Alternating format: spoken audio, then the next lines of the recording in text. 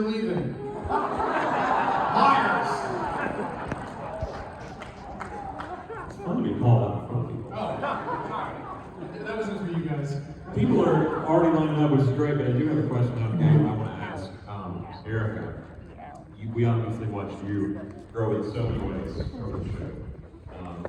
From being fresh face in season 1 to being executive producer by the end of the series, directing. Erica, what was it like being directed by Tom? Well, in my opinion, Playing a fun game. playing a little game, let's see how it goes. What I really liked is that Tom and I had a previous acting professional relationship before that, so there was a short, what do you call it? Shorthand? Damn, this isn't working. Let me answer. Tom and I had a wonderful... There was a shorthand that we had where we could, a lot of times, just sort of look at each other and kind of know and feel the vibe of the show. And so that I think that really helped me as Erica. That's exactly Tom? what I would say. No, but really we did have that because something would happen and we had to go in again or do another take of it, and you would literally do that thing. When you do the thing, like okay. Go. Sign of a good director. Let's start taking some questions over on this side. Oh, he's already off it. That's boring. Chuck, thanks for the popcorn. Good. I'll grab it in a minute. It's a question I've asked Erica before. So Tom, you have any stories on this? Love to hear it. On the episode Combat, how fun was it for you both to tag team WWE's Kane as Titan in Combat? If there are any back behind the stage stories of how funny that was or how stressful that was. Love to hear it. Nothing is stressful. It is Tom. Actually, everything is like quietly smolder. No, it was great. I loved working with him. He was fantastic. So much fun. Really professional. He really showed up to give his A game. And Are you doing my voice too? Yeah. Do I talk like that? You're definitely not Erica right now. I really loved it. I thought it was great. And then I went home early. No, I'm just Hey, you guys say next question. Next question. No, what I do remember about this, and maybe you do or not, when there was this, it's a jumping the shark sort of episode where like they're obviously pushing the WWF theme. But what I found from the multiple characters from the WWF who came to play characters in Smallville, extremely like 10-star, 8+ professionals, like so professional.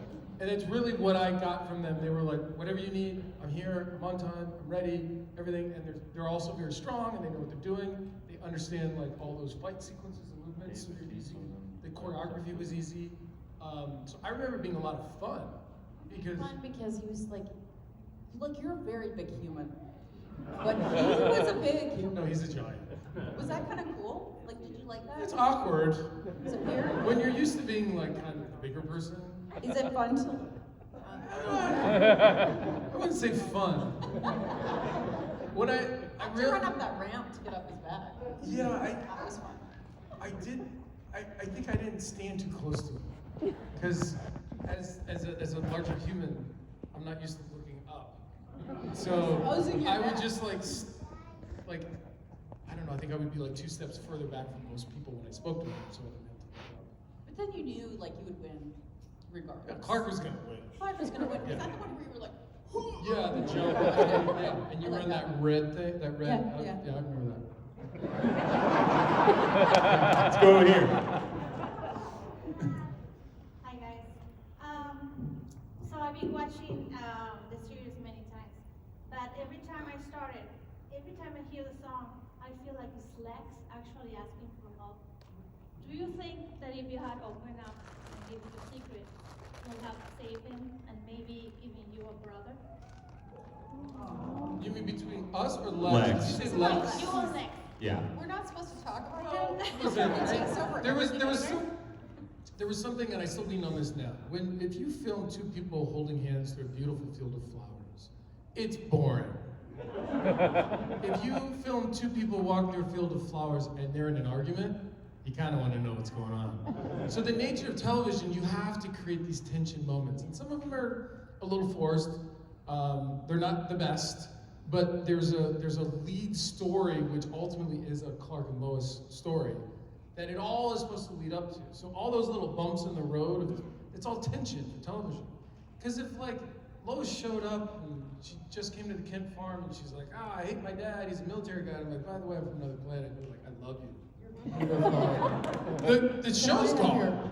Like, there's no show there, you know? Right. And so, but like, so I know it's hard as a fan myself of other shows that I like to watch. There's those times where you're like, can you just do this thing I want you to do? But the tension is what keeps it going. And if two people just being happy in love, they don't really make those movies or television shows. So that's what I reminded myself, and it's not real. I mean, how many of you have been in relationships and they're going along and you're a little bit bored and you're like, I'm gonna poke that button. I want a little drama. No Now, hands? if you did it, No you're hands? lying. Yeah, I know. Positive, suffering. So I think when you watch television film, a lot of the storytelling, a lot of the big moments are based on conflict of plot and story. And that's kind of what I think you've touched on. But yeah, I mean, if Clark and Lois just like saw each other and held hands and walked through a field of flowers, we would not have a few more seasons of Smallville. That's true. Yeah. Thank you. I know one thing we've talked about on the podcast a lot is how elevated your performance got when she came into the fold. Yeah. I mean, I think obviously. I wasn't looking for applause, but that's true. I think it's okay. No, I mean, It's a different color you got to play, yes. right? Yeah. Because you were in a specific storyline and there was a lot of really heavy drama beats and people have been very positive about my interpretation of Lois, but I always say, like, I got to be comedic relief. Yes. I got to be conflict. I was allowed to pull certain things out of you that other people didn't get to do. So, like, by happenstance, also, yeah, that was amazing. But, Well, it was, and I mean this in the most wonderful way. You were like a beautiful Tasmanian devil.